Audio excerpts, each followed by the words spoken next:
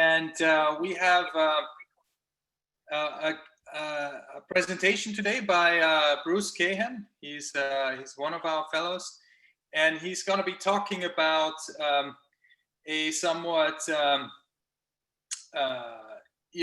slightly different topic, which is this concept of a space commodity exchange, and I'm curious to learn more about it. And we'll turn it over to Bruce in just a second. But I wanted to see if you folks have any updates you wanted to share with the group.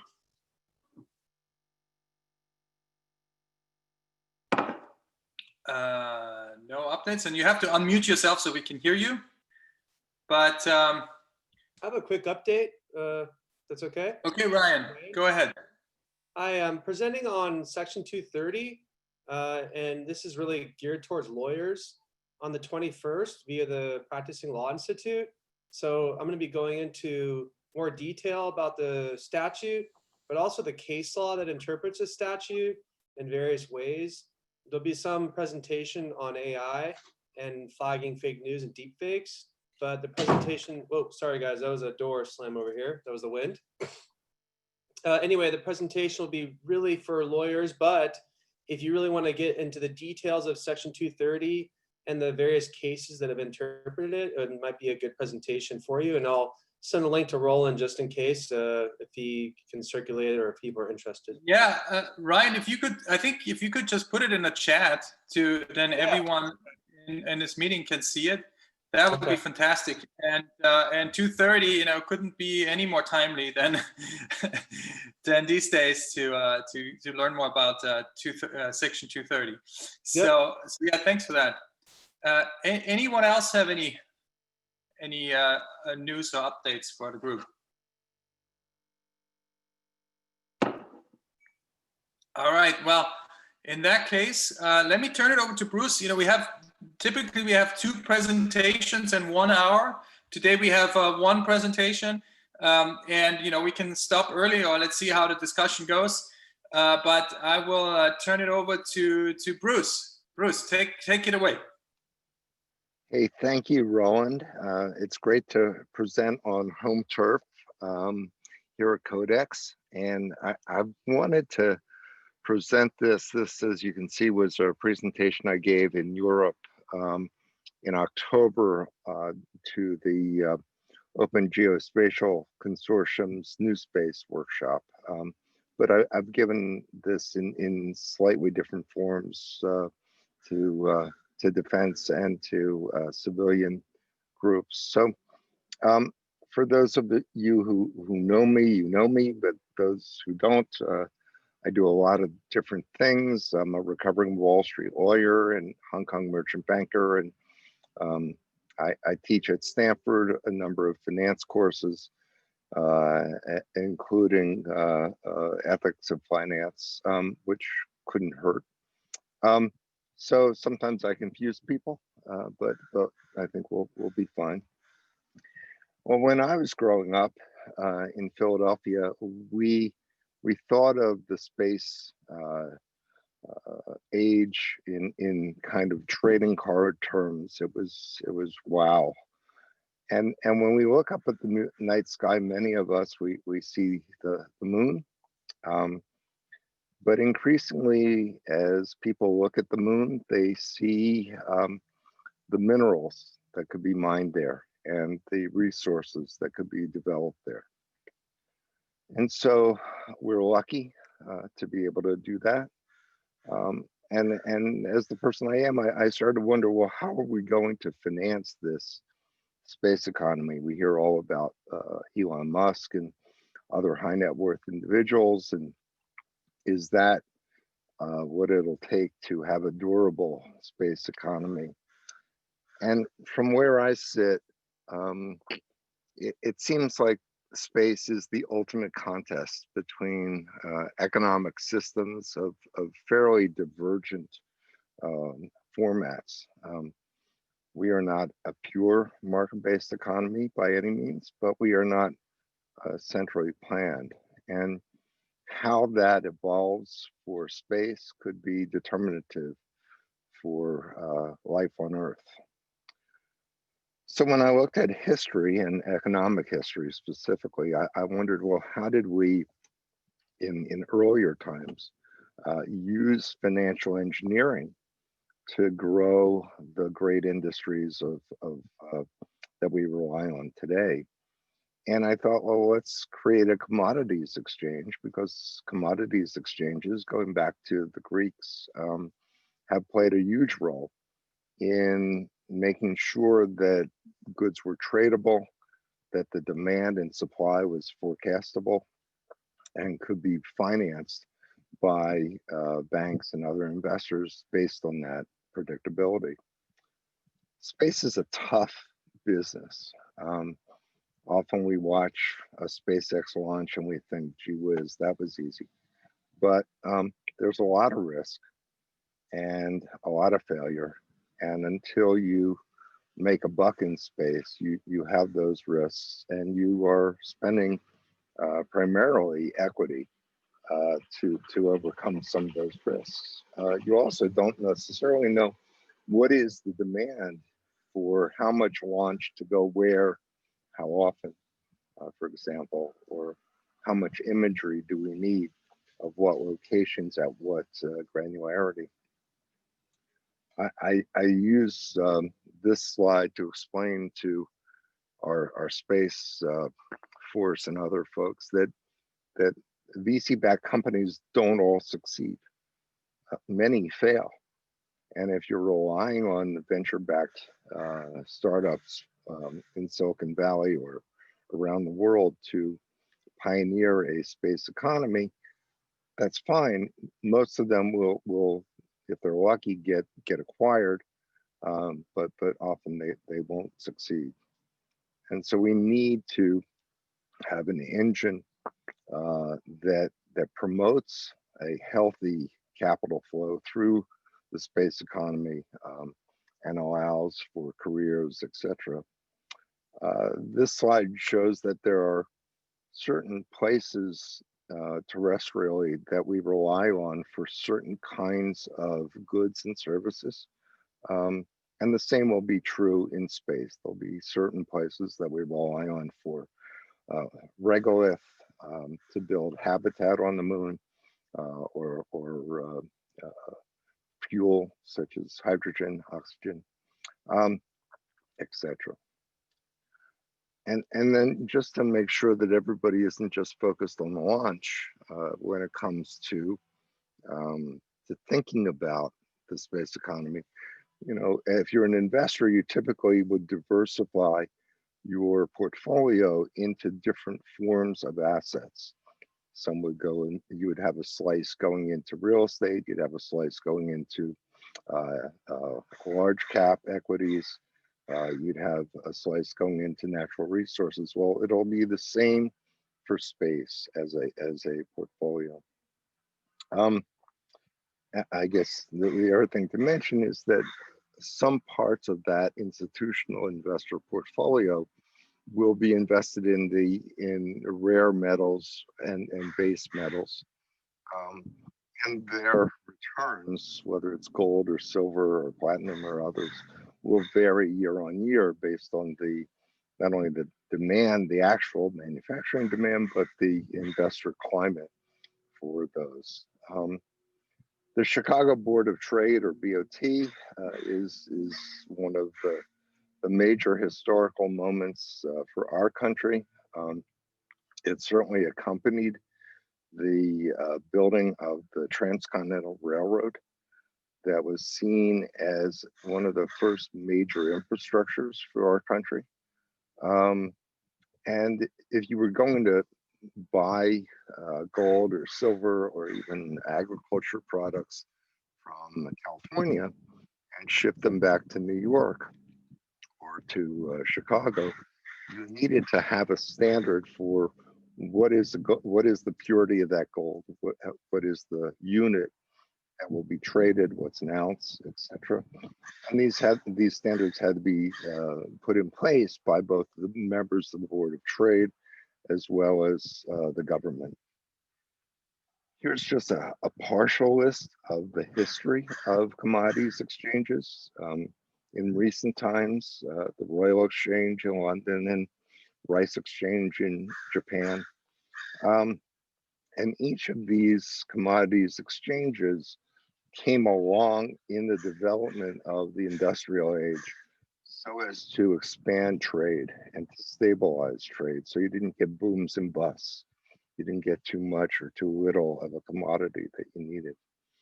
They also innovated what was considered a commodity. So far I've really talked mainly about physical goods as commodities, but today commodities include financial derivatives that you hear a lot about, hedges, swaps, interest rate swaps. You know, does Mike believe that the LIBOR rate will go up or down? If I want to take one side of that trade and he wants to take the other, we can enter into a swap that trades as a commodity. This is the old way. This is the new way.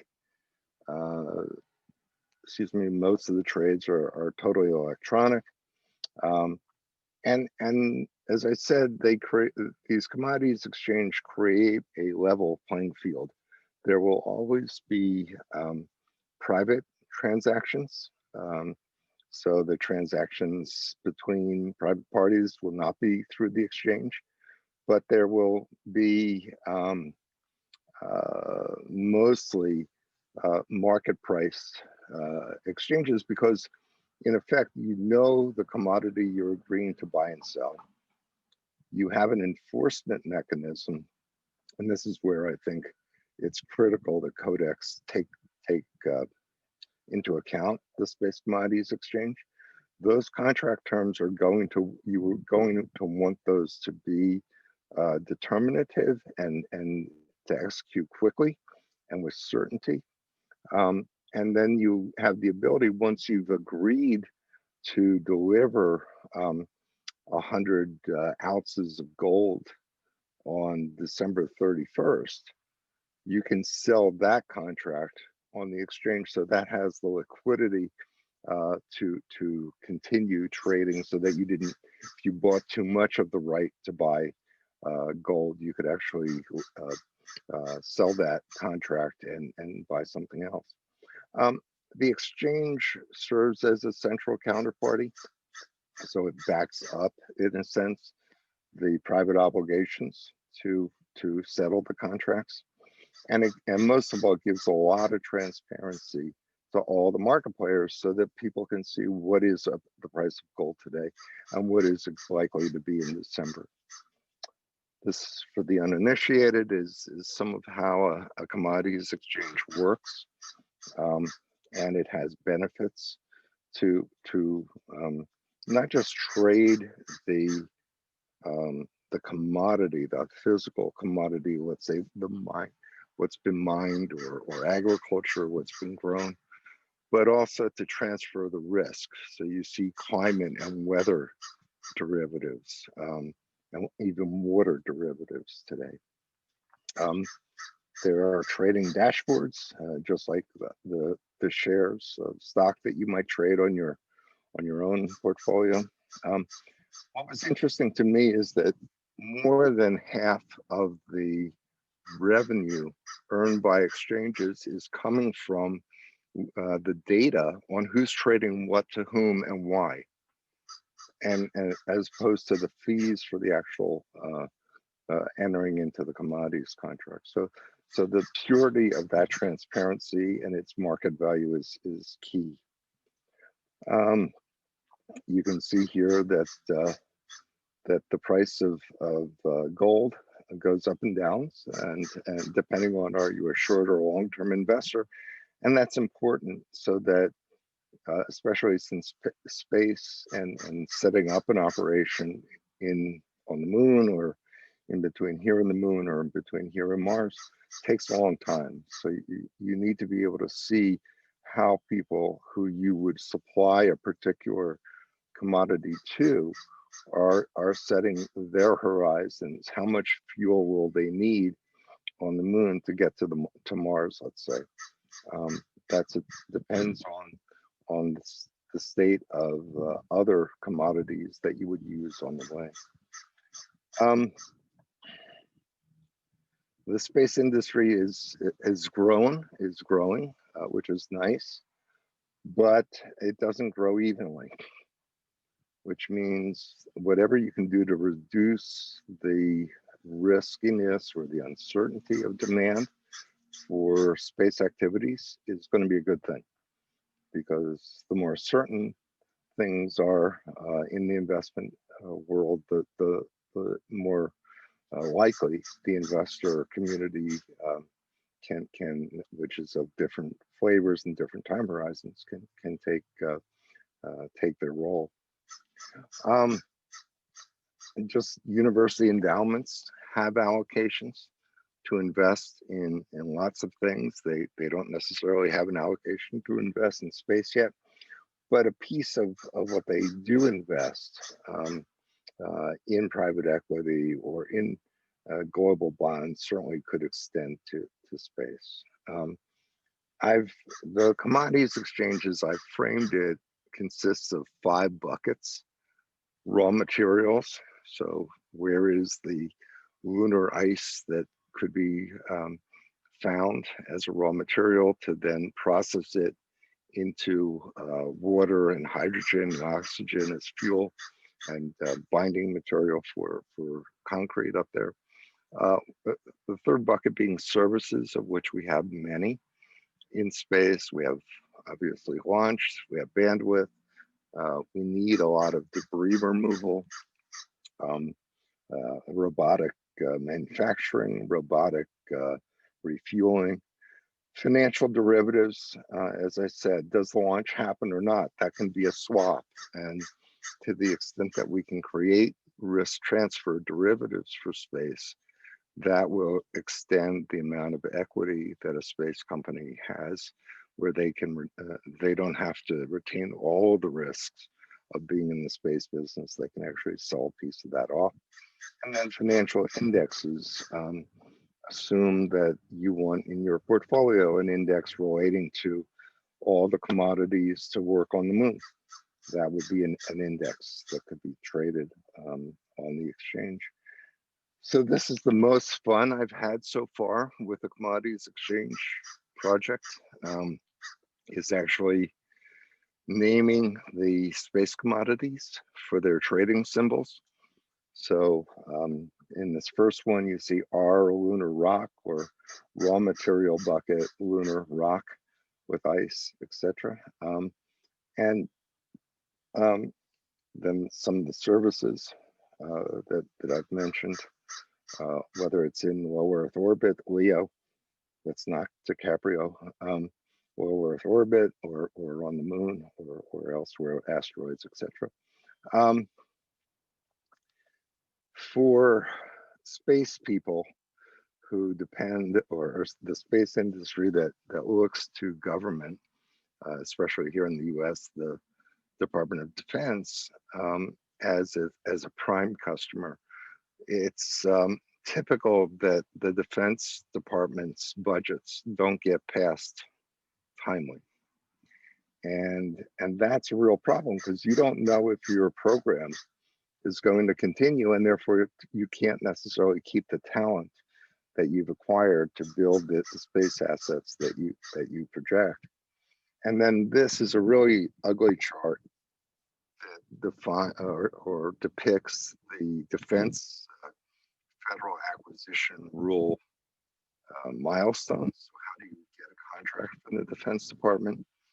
It's a very ugly and unpredictable process. And if you compare, and this is the cleanest view I could ever find of that process, compare that to the Commodities Futures Trading Commission, CFTC's 23 core principles for assuring that a commodity exchange functions smoothly.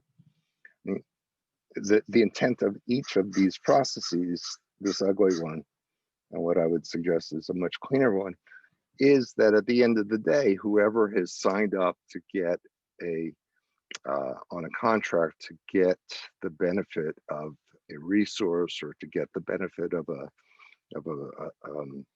service gets that service.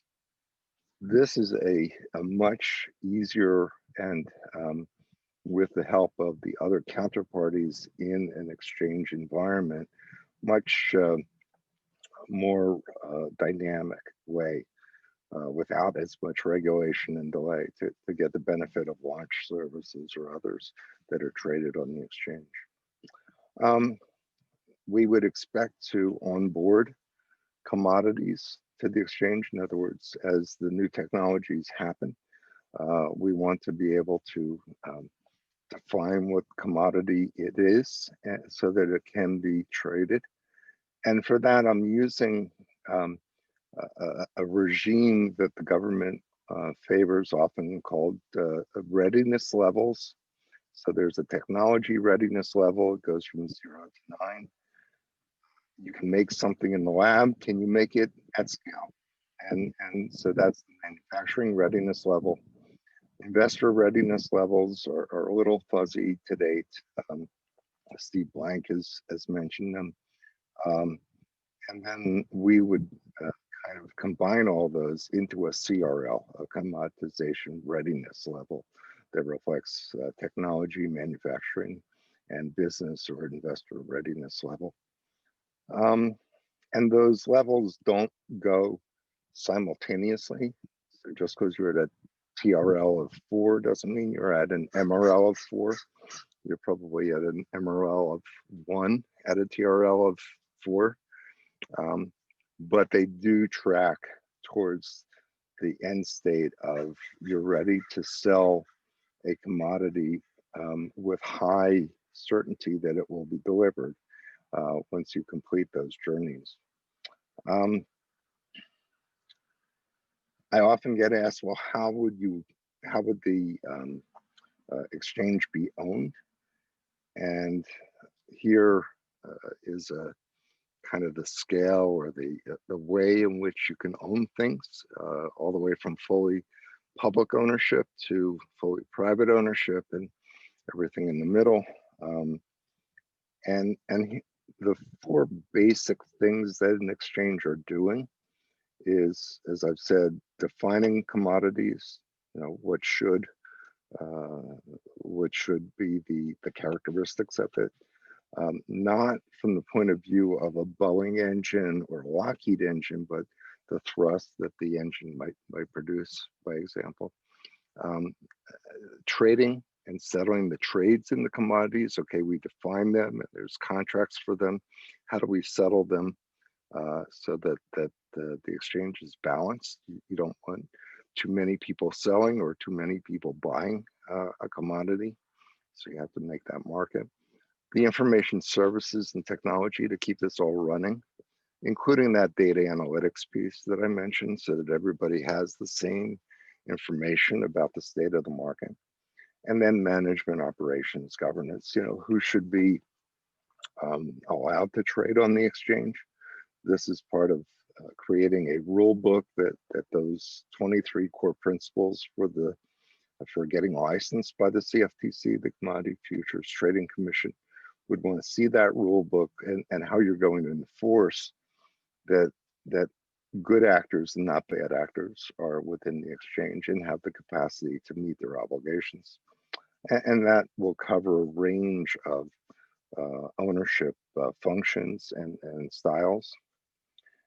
When I look at it, this is the picture that I've drawn to show, in effect, where the exchange will have its operations sit. The operating shares would likely be in a trust form, because this exchange, if you're buying and selling lunar rock for delivery in 2030, you got to make sure that the trust or the exchange is there to enforce the contract in 2030.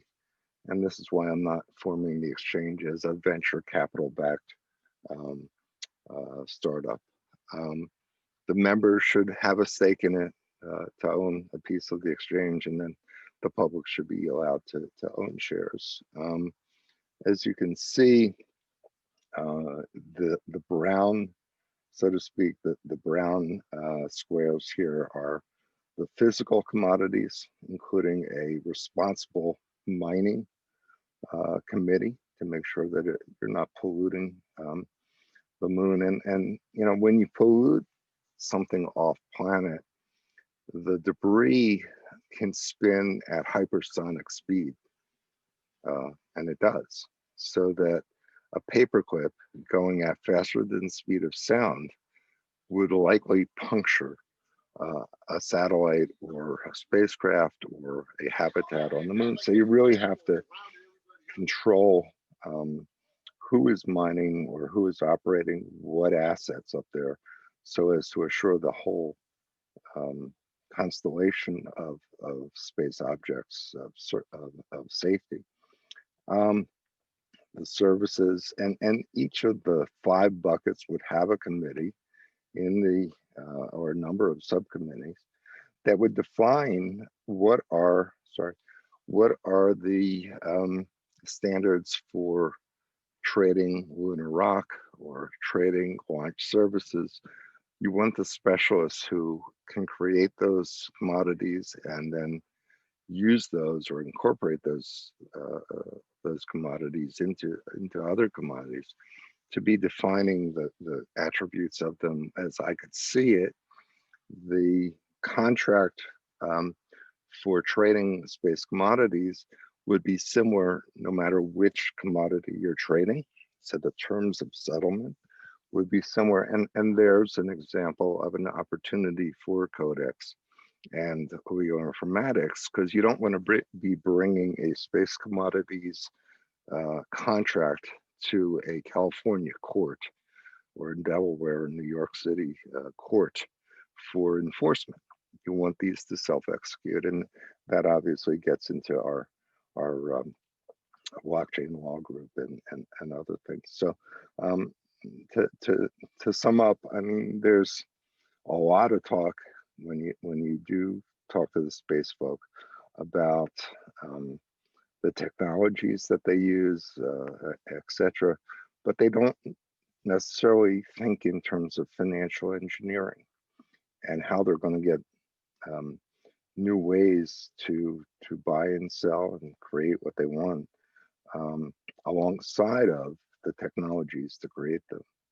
So that's kind of been my role the last 5 years, to try to instigate some of that thinking, to transfer risk, and to hopefully make it easier to and safer to develop the space economy on an ongoing basis. And I think that's pretty much what I had for you all. But Thank you. I'll take questions or do whatever Roland tells me I'm going to do. Yeah, there's a number of questions and comments in the chat. Let's try to get to them in a second. But so the threshold question I think that I had, and I think some people had too, is, so, you know, we're starting from the point, or you're starting from the point that it is actually a worthwhile endeavor, and something we should do is to extract minerals from the moon. And we don't want to come to an understanding of the moon being somewhat should be an untouchable place like Antarctica or parts of Antarctica. I guess you see. Yeah, I mean, we need to have some international regime for property rights and registering property rights. We don't have that yet. And as a partial fix for that, Roland, I think that the rules for trading on the Commodities Exchange would say that if you've been any of those characters in Star Trek or Star Wars or Dune and taken somebody else's stuff, you can't trade it. So pirated goods, which is possible on the moon, you would not trade on the exchange. And so there would be 2 levels of price: the stolen price and the honored the members' rule book price, and only the second would trade. Once we see some of that trading, in defined commodities, it'll be a lot easier for UNUSA, the UN Outer Space Group, and COPIUS, the law group, to make the property rights law, because they would have seen some trading in standardized goods, and they could protect that. Yes.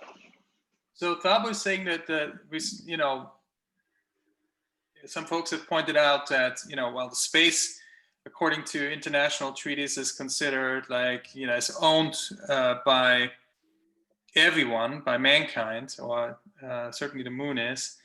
And in terms of like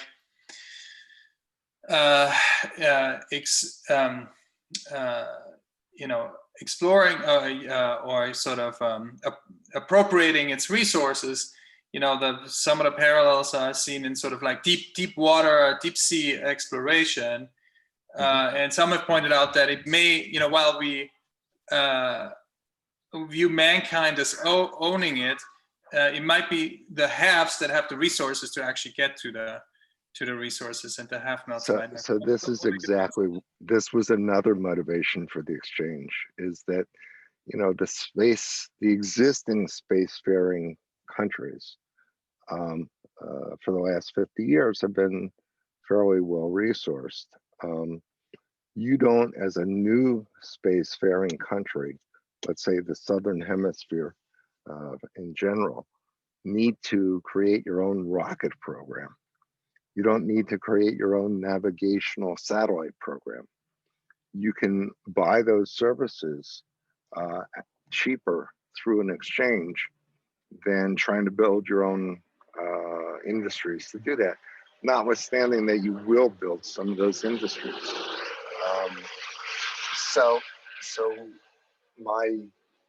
I think it's easier to have all of humankind participating in space with an exchange than without, because then you can see what you have to build versus what you don't want to build. Okay, so Thabo is asking, what do you think of the Artemis Accord as a new piece of instrument to regulate the extraction of resources in space? What difference does it make to the existing instruments such as the Moon Treaty, Outer Space Treaty? Do you have any yeah, I mean, we actually, so I just wrote a paper which I'll send around on space policy and finance, and Artemis Accords reaffirmed and somewhat extended, or at least put the U.S. As an abiding nation for nations want to and will have sovereignty to grant property rights, in the sense that whatever you can extract, you can keep, but you can't exclude someone else from exploring the moon. So the Chinese, for example, landed on the far side of the moon. They don't own the far side of the moon. And the UN space treaties are sufficient to say that whatever you put on the moon, no other nation can disrupt, so to speak. That isn't equivalent to a property right, but it's been treated as tantamount to a right not to be disturbed, much like a mineral right would be. I think we need to register these. I gave a talk to the U.S. Geological Survey. They are creating a very accurate survey of the moon, like they did in the Lewis and Clark days. And so everyone will be able to see where the goodies are, where that colorized picture of the moon shows that there might be rare earth minerals, and you'll have a location map to be able to stake your claim once there's a legal regime for doing so. I wonder if you now already, so Mark asked a question, I wonder if you answered that now already, this in part. Mark's asking, how do you envision this proposed Space Commodities Exchange comporting with the Treaty on Principles governing the activities of states in the exploration and use of outer space, including moon and other celestial that bodies. it would operate within them. But I think, Mark, that from my point of view, it's one thing to have everything going on in Vienna to make space law, including draft treaties that nations don't sign, which has been happening. It's another thing to have an actual trading floor where people agree opt in on a commercial basis to how they want to arrange their affairs. And I think we can do both, but given the rapid pace of commercial space, it'd be nice to have the exchange inform policymakers and the space lawyers how to recognize the rights that are being already created by contract. Mm-hmm.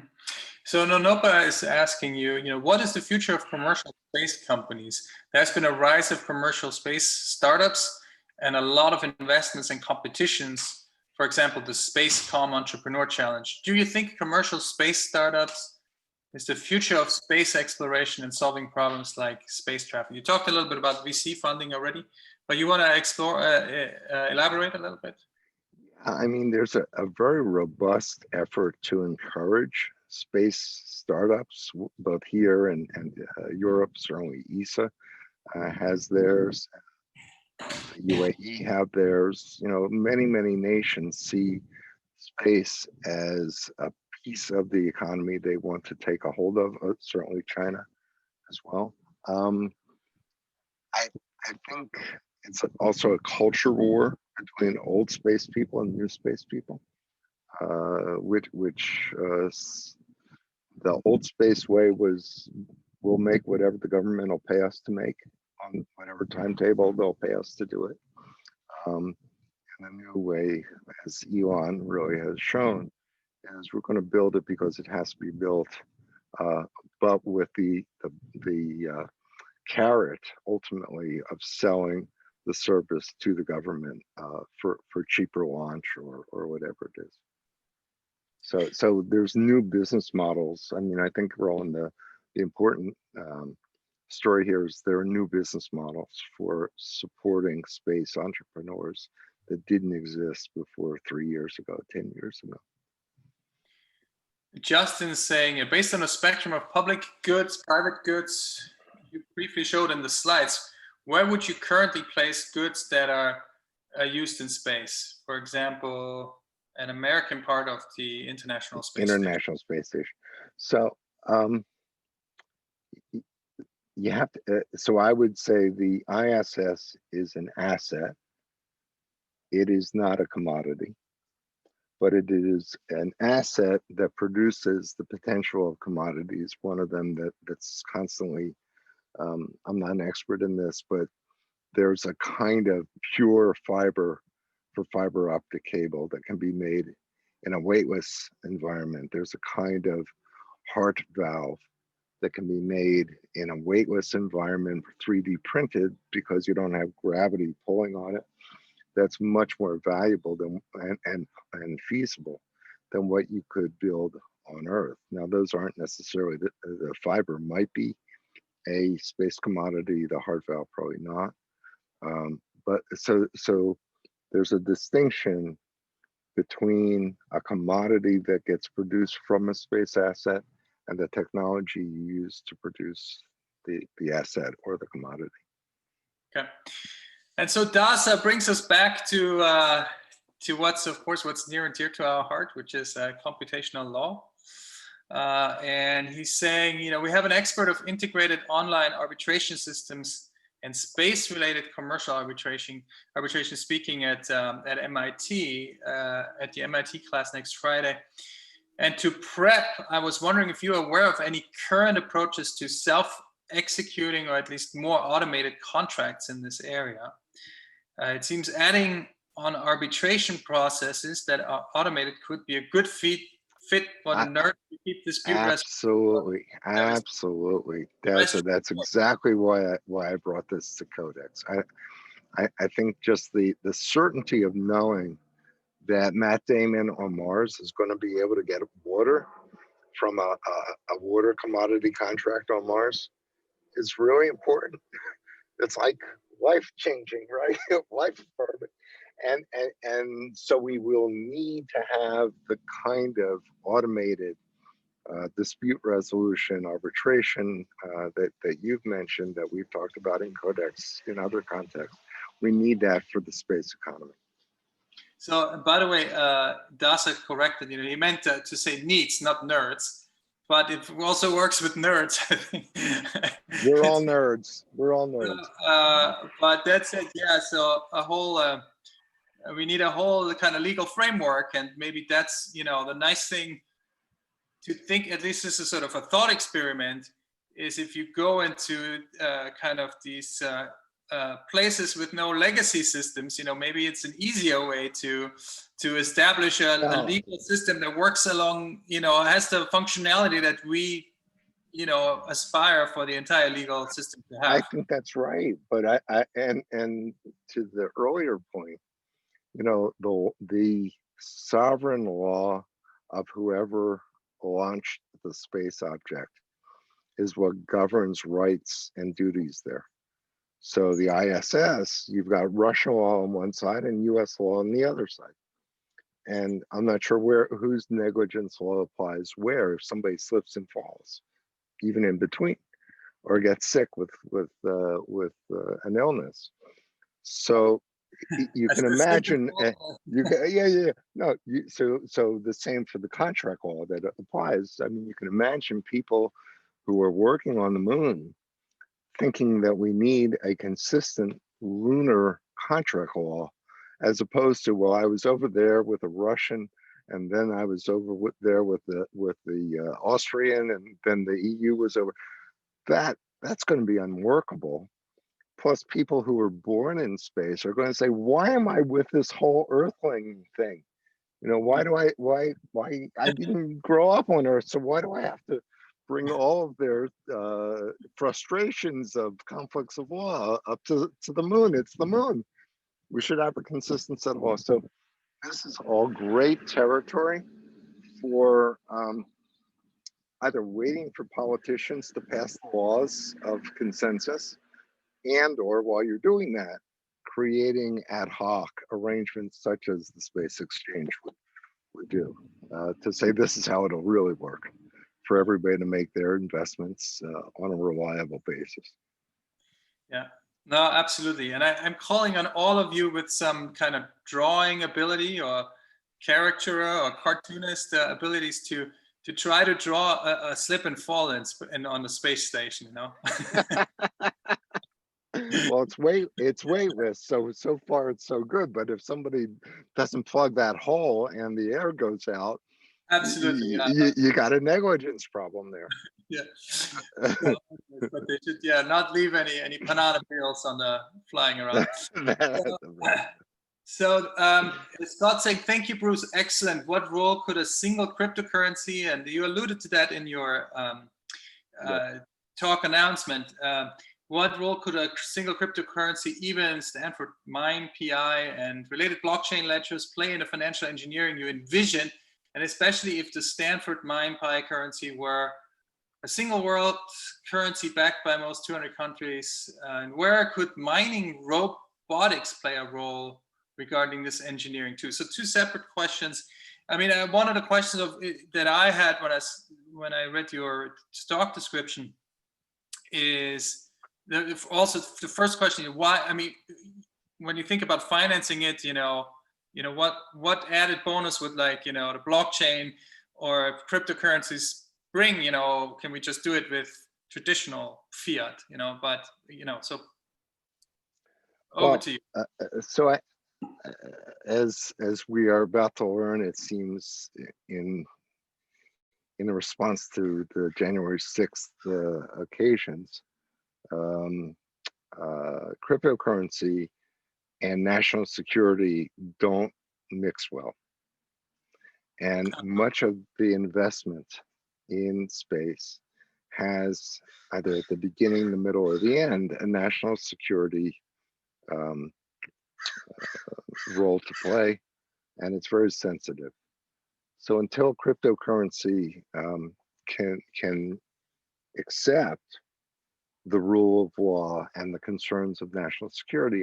I wouldn't want somebody to lose their cryptographic key and now I can't get water to Matt on the moon, on Mars. That being said, when you think about controlling robots and communicating locational certainties and what they found, we need very good, and Mike on the call is much better versed in all of this. We need much better security, cybersecurity for all the space assets, the positioning, all of that, so that you don't have your robot reconfigured to run over somebody else's space mining operation and triggering a little terrestrial war over that. So I think that we can use technology in creative ways. I'm not sure it should be used necessarily as a currency, but I think DLT can serve its other roles. You're going to want to validate that somebody actually produced that bar of gold on the moon and has it stored. You're going to need to have that confirmation of certainty in a DLT environment. I forget what the other question was, Roland. Where would mining robotics? Oh, so what's cool, and I've got on my team of advisors, a mining specialist from Canada, is the mining industry has just enormous history. In fact, I've lectured at the Colorado School of Mines in how you get stuff out of the ground and how long it takes and how certain you are of what you think is there. And so what they're doing is they're using some of the signatures for where rare earth metals have been found on Earth based on, assume, an asteroid smashing into Earth and seeing that probably smashed into the moon or another place out there. So if you can see that spectrographic signature, then you can make some estimates, not only of what is at that location, but the mining industry knows how to go and get it or to reduce the uncertainty about the yield of it.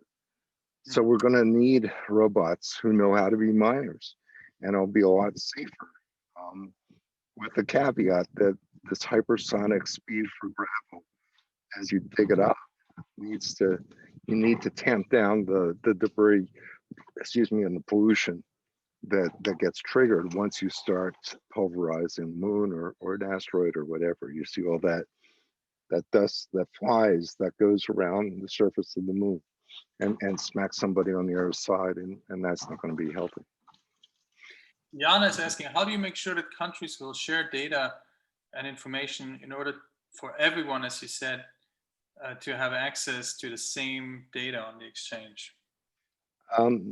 So the exchange members can agree to share data, subject to their own sovereign law for exports of that data. Ideally, the US government and others would be members of the exchange. Allied nations would be members of the exchange, so that should be a little easier. If somebody doesn't want to tell you that they're creating a risk, it's, in my experience, similar to, I was active after 9/11 at the command center in New York City, and I went to the utility, Con Edison, and I said, I need the maps for where your infrastructure is that might be, knocked out in the demolition and debris removal. And they said, well, we're not going to give it to you. I said, that's fine. I'm sending you a letter that says that you didn't tell us where your critical infrastructure is. And so when we knock into it, you have full responsibility for it exploding. I got the data the next day. So if you're not on notice, then the liability shifts. And Rachel is saying, surely the only goods that would be realistically returned to Earth would be finished goods, as otherwise you'll have the expense of launching and returning spacecraft back to Earth. Mostly this is for use in situ up there. I agree with you. The cost of returning commodities to Earth is usually too high, unless it's a highly valued commodity like that heart valve that I mentioned. But mostly, what's envisioned is using resources where they are. I can't send concrete to the moon; it's a little too heavy, so I have to build habitat and the rest with what I find up there. But what I find up there becomes a commodity using the technologies that are available to deliver it as concrete blocks or whatever it'll be. But I agree, mostly this is about using more efficiently what you are building to be used up there. Das is saying Belter law will eventually break from inner law as a pop culture reference here. I'm not I'm not sufficiently plugged into the pop culture here to yeah. Does you have to explain it at some point? Yeah. So it's The Expanse. You got to watch The Expanse, and you'll laugh. I see. Okay, I'll have to catch up. Put it on my list. I'm still watching the Queen's Gambit, so.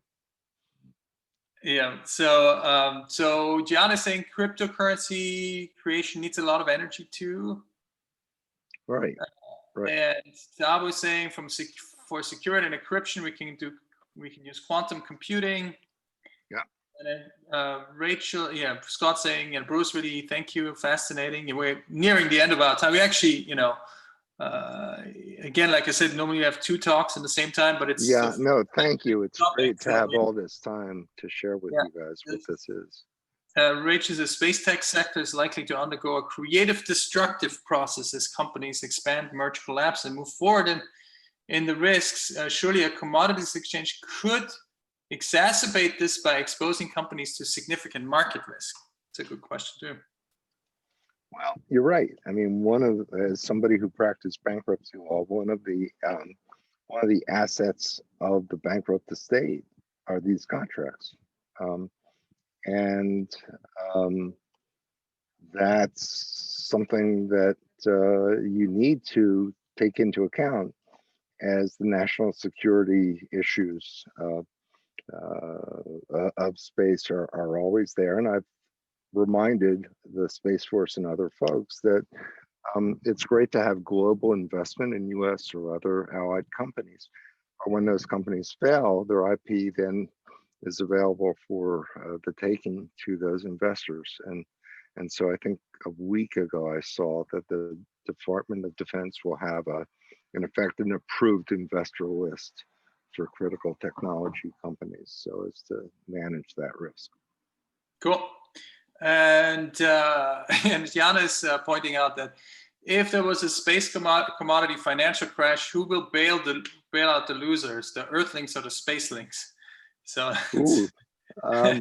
well,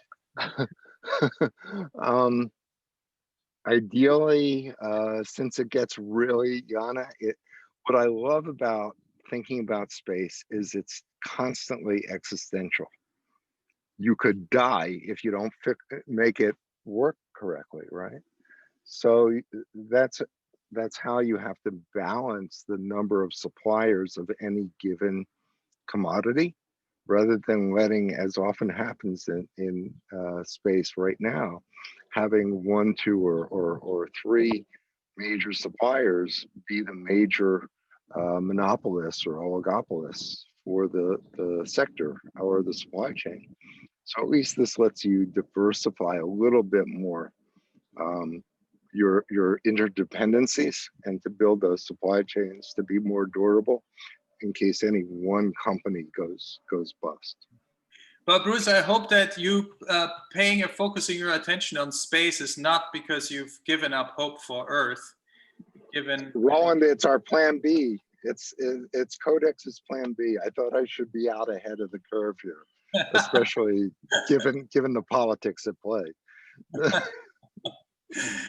All right. Well, I still want to bet on Earth, but yeah, certainly super interesting talk, Bruce. Really appreciate you sharing, and I think chat showed you that people were pretty engaged and think that's an important topic. So Bruce already put his email address there. So if you have more questions, please reach out to Bruce directly.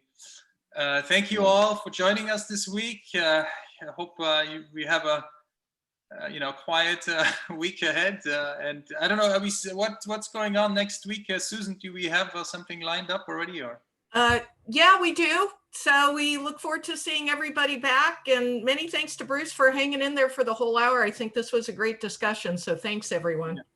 Good to see you all, guys. And yeah, stay safe, and we'll see you soon. Thank you. Thank you, everybody.